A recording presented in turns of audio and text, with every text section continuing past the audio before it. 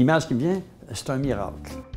C'est d'abord 4 villages, 4 petits villages qui décident de se mettre ensemble pour favoriser la réussite des élèves par la lecture, l'écriture, puis le récit oral. Alors souvent on dit la ruralité c'est pauvre, la ruralité c'est riche. C'est riche de d'autres choses. Les élèves rentraient à l'école sans avoir la maturité scolaire nécessaire pour vivre des réussites. Tous les partenaires se sont rassemblés pour élaborer un plan d'action pour favoriser la maturité scolaire des jeunes. J'ai trouvé des liens à faire avec mon projet éducatif, mon plan de réussite.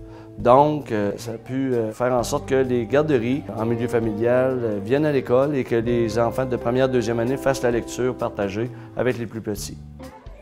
Donc, ils se mettent dans une petite tente, là, puis ils sont à l'abri un peu des regards. Puis là, il y a comme un autre milieu, on peut raconter une histoire comme autour du feu. Là.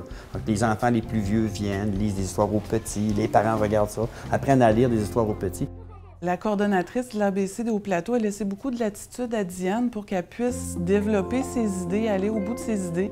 C'est comme ça qu'est né le conte collectif. Sais-tu qu'est-ce qu'elle a vu?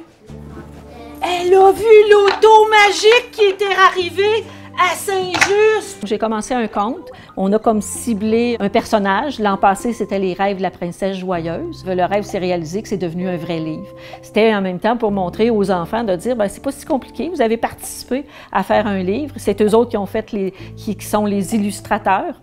Et puis, on l'a refait cette année avec la légende des esprits voyageurs que j'ai racontée ce matin. Dans la région, qu'une des plus pauvres au Québec, c'est pas honteux d'être pauvre, c'est notre situation.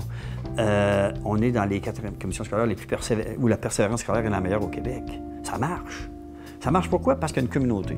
Éco, là, c'est ça, éco-réussite. En 2008, avec l'avenue du plan de réussite projet éducatif, on avait 50 % de réussite en 4e année.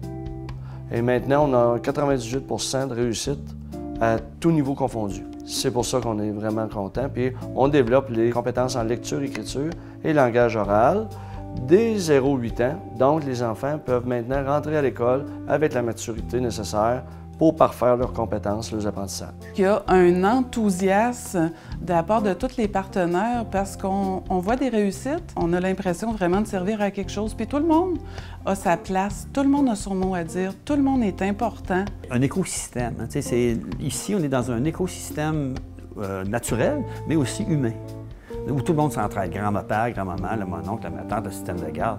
Donc c'est ça la magie du milieu.